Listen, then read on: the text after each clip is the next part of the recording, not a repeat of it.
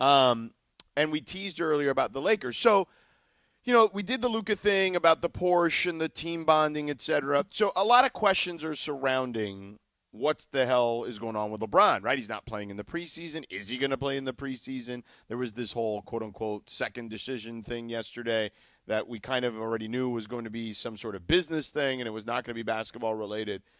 So Dave McMenamin, Brian Windhorst, and Shams yesterday, I thought, had some insight on the second decision thing that we discussed yesterday. And I also thought Shams had some good intel on LeBron in regards to where he's at physically at the moment and playing in the preseason. Because here's the thing. Before I get to any of that stuff, remember last year, the thing that these guys all lamented, Luka, LeBron, et cetera, was that they didn't have enough, quote-unquote, practice time together last year. So I just want to make sure we preface the commentary that we're going to hear, particularly from Shams, with that statement. All right, but let's start with McMenamin and Windhorst. We'll go with McMenamin first. McMenamin talking about the second decision fake-out, let's call it. Well, listen, Malika, if you think back to the summertime, there was another ad that LeBron was a part of where the tagline was, "What's next?" And now that you have the Decision 2.0, it shows that LeBron and his decision makers are playing with the idea of the unknown perception of what is going to be the end of his career. Is retirement looming this year? Is he going to extend with the Lakers? Or is he going to go somewhere else and play season 24 and beyond? And I think the fact that they are toying with it and acknowledging it through these ads is saying something in itself. That is why you're having Rob Pelinka going into the season saying stuff like, I think it'd be a great thing if LeBron James would be to retire a Laker, because it's so imminent that you can't even avoid it in his commercial opportunities he has off the court.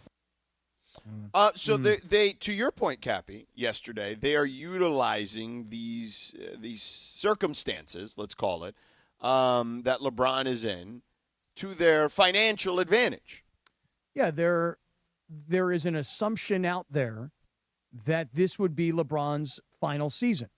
Well, at the very least, if it's not happening now, it's going to happen soon, eventually. Right. So there's an assumption out there that whether this is his final season, which it might or it might not be, but we're closer, much, much, much closer to the end than we are to the beginning. We all get that. He's going to be 41 years old. We got it. Yeah. So because the public has an assumption that there's not much time left, smart marketing people take advantage of that, no matter how cheesy it may be. And I thought yesterday this announcement with this alcohol brand was unbelievably cheesy. But I understand why you do it. It's smart marketing. You create this idea, oh, my God, he's about to make a big announcement. Oh, everybody just assumes it's going to be that he's going to retire.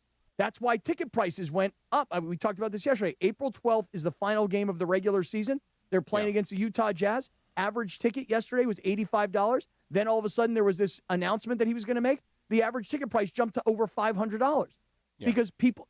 So when you're playing with people's assumptions and emotions, that's how you get people fished in. You got them on the hook. You start reeling them in, and then you hit them with an ad. It was actually brilliant. Cheesy, but brilliant.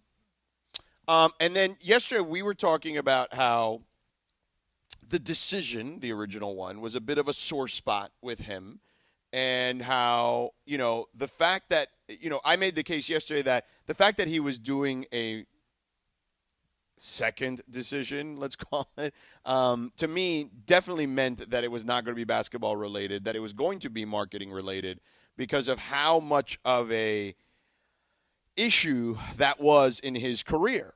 So Windhorst was on NBA Today after McMenamin and was asked about the decision and how this second decision, marketing ploy, factored into that equation.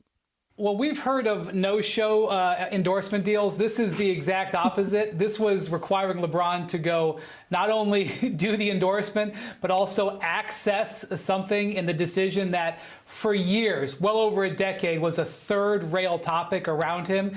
The fastest way to end a conversation with LeBron or his close associates between about 2010 and maybe about 2022 was bring up the word the decision, because they were so deeply scarred. So as Dave referenced, the idea of LeBron joking about retirement makes it feel like he's getting more serious about it.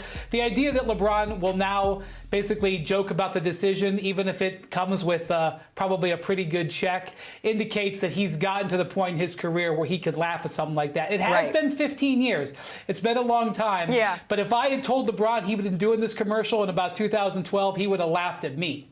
Mm-hmm. By the way, how about Wendy's little shot at Kawhi before getting into that? Did everybody hear that? He's like, yes, Cappy. We heard the whole no-show endorsements. That's pretty good, Wendy. That's my man. I love me some Wendy. No-show endorsement. Very funny, Win. Yeah.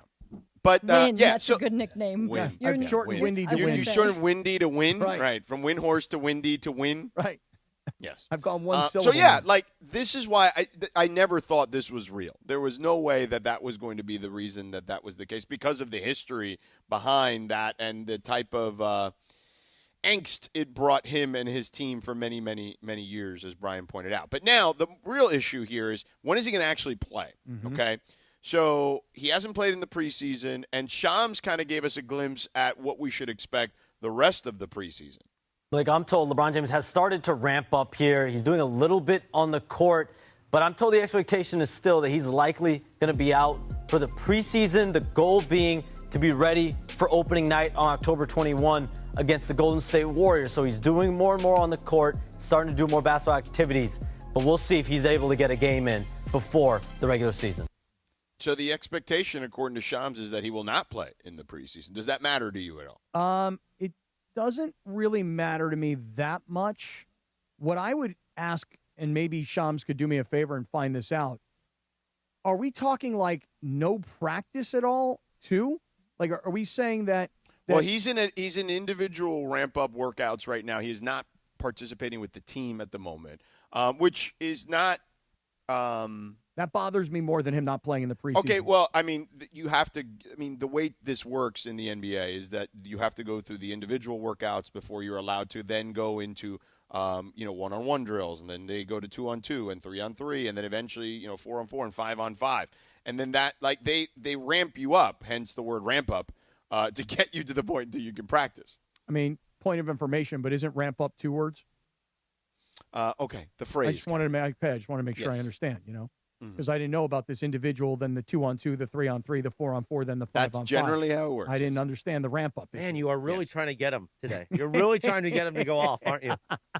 No, but George, seriously, like for me, I don't – listen, that would be like saying, hey, do you have a problem with Matthew Stafford not playing in any preseason games? No, I figure Matthew Stafford is going to come out in game 1, and Matthew Stafford is going to be the player that we all expect him to be. But I also know that Matthew Stafford is going to practice, and he's going to scrimmage against the defense, and he's going to be involved in team activities. Is it me, or does this just sound like on opening night, LeBron will show up, he'll put on the uniform, and they'll insert him into the game? Or is there any sort of preseason work together, build a chemistry, or is there zero, none? What do you think? I would imagine that there will not be much preseason. I mean, in the past, he's played 1 or 2. But if he's not feeling right, then why would you want him to do something to not be available when the actual games matter? I would not want to do that. All I'm simply asking is, so when game 1 starts and LeBron puts on his uniform and he's introduced, that will be literally the very first time everybody will be on the floor with him. Yeah. I mean, I'm guessing there'll be a walkthrough or something like that before the game. But, yeah, more than likely, yes. Okay. And then once the season tips off, there's much less practice time. Yeah, I mean, generally, yes. I haven't looked at their schedule to see if there's breaks and things of that nature, long homestands, et cetera, yet. I have not seen their schedule to that point. But, yeah, historically, there is not a ton of practice time. So I'm not worried about LeBron. I'm worried about everybody else gelling with LeBron. And that might take 10 or 15 or 20 games because. But what I would say is that most teams do that anyway. Like most teams, we don't really know who they are until the first month of the season, basically. Yeah, so I mean, like you can just say, look, the first 20 games of this season is about everybody getting to know each other, everybody gelling with each other because LeBron didn't have any ramp-up time. Good phrase, ramp up. But I would also say, again, that's generally the case with every NBA team. That they all have one star that's off doing his own thing? No, that it takes about a month to figure out who's who. Okay. You think Kevin Durant is practicing with his teammates in Houston? I believe he's available and practicing, yes. Do you think that gives him any advantage going into the season? But they also have a situation where they don't have a point guard right now, so he probably and I don't think he's and I don't think he's dealing with whatever it is LeBron's dealing with in his glute. Well, you got to activate that glute, man. That's all I can tell you. Got to activate it. Activate it.